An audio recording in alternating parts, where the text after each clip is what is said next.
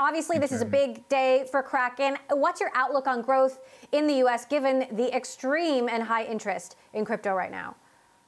Obviously, it's a super hot market right now, and in the United States is a huge market. So we're really excited to finally offer a retail product to the market. Our Pro app has been available for a while, but this really completes the package for us in the United States. It allows people to buy directly from their bank account and sell directly into their bank account. So that's a huge convenience for people. It's something that people have been asking for a long time. So we think the opportunity in the United States is awesome, and we've been super successful with it in the rest of the world. So we're just planning for more success here. The story of the last couple of months, though, has been volatility, Jesse. You told us Bitcoin would go to infinity, $1 million in the next decade, or, this was my favorite quote from you, one Lambo, or about $200,000 before the end of the year. Do you think it's still going to get there? I stand by that. So look, you can buy a forward delivery of a Lambo now at a discount at a cheap $37,000. Lots of people are buying the dip. Personally, I'm Googling like how to sell my kidneys at this point. Turns out it's illegal. So much for my body, my choice. But look, like I think, people are getting ready to go on to ramen diets to buy Bitcoin at these levels. I think that, just everything that's happening in Miami right now, the excitement around the space is so hot. I think people just see this growing massively. So not worried about this little dip. We've seen this over and over. Crypto's a roller coaster. You got to be able to have an iron stomach to tolerate the ride. But, the gains are massive for those who can handle it. Okay, but is going on a ramen diet a wise idea? I mean, I thought people were only supposed to invest what they could really afford to lose. Absolutely. Don't invest anything more than you can afford to lose. Don't gamble your rent on Bitcoin. Look, the price is up and down 50% in any given week. So you've really got to be able to think about this investment and hold for 5 to 10 years. Don't think about this as a week to week swing trade. People absolutely should not be betting any more than they can afford to lose. It's still a very risky investment. But obviously over time, if you look at the chart, 10 years ago, Bitcoin was trading at $1. Today, $36,000, still year over year, it's up 200+%. So long term, it's an absolutely fantastic investment from my point of view. I absolutely would not put 100% of my portfolio into Bitcoin, or I would not put my rent money into Bitcoin. And definitely not your food money. We don't want people trying to survive on cup of noodle, okay? I want to ask you about Elon Musk in particular, because he has had some incredible influence on the ups and downs here. And I wonder how you feel about one individual having that much power.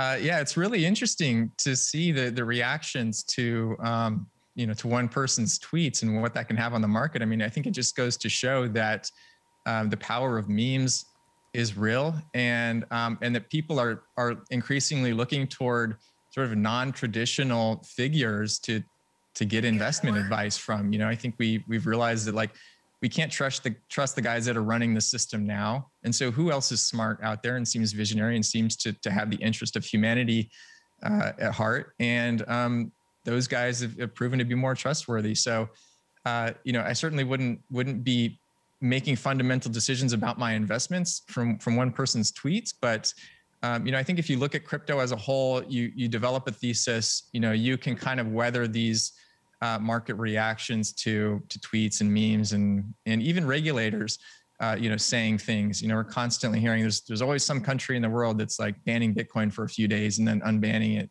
a week later. So once you have your kind of fundamental thesis, I think that those things are much more subdued and you can just write it out.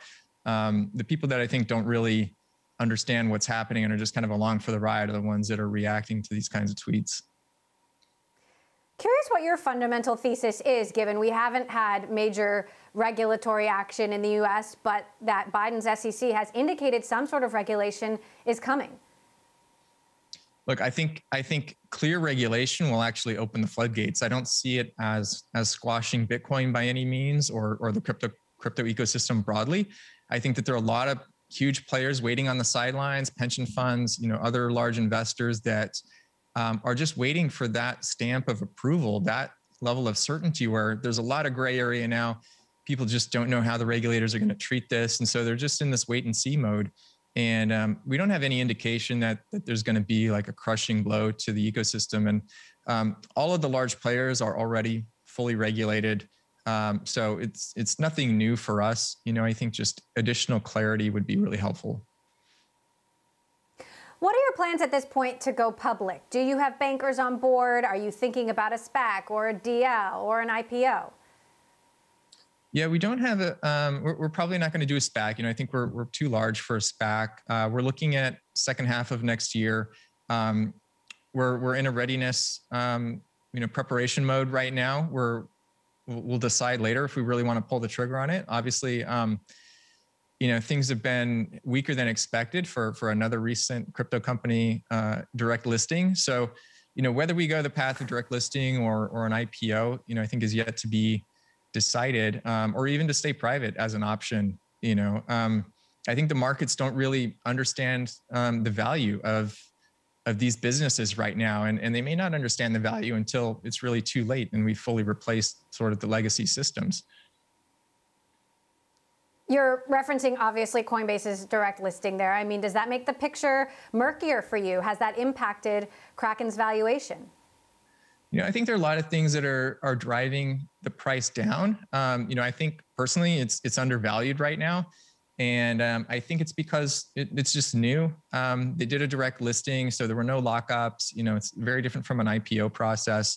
The street still doesn't really know, how to take the management's forecasts, whether to treat it as conservative or aggressive. There's not much analyst coverage yet. I think, and I think a lot of people just still don't have the vision. They don't see what's coming with crypto. And I think if they did, Bitcoin would already be at $1 million plus a coin. So I think it's just sort of a reflection of the overall sentiment of the space and the lack of awareness about what's coming. And, I think it'll be just like it was with the internet, like there'll be people that just don't get it until it's too late. I think there are a lot of things sort of at play with the price of the coin stock. And we look at that, as a comp, and we try to understand, why is this so undervalued right now? And, we think there are a bunch of things that go into that, but it hasn't deterred us from our path, and we'll make the call when we're ready to pull the trigger on the listing.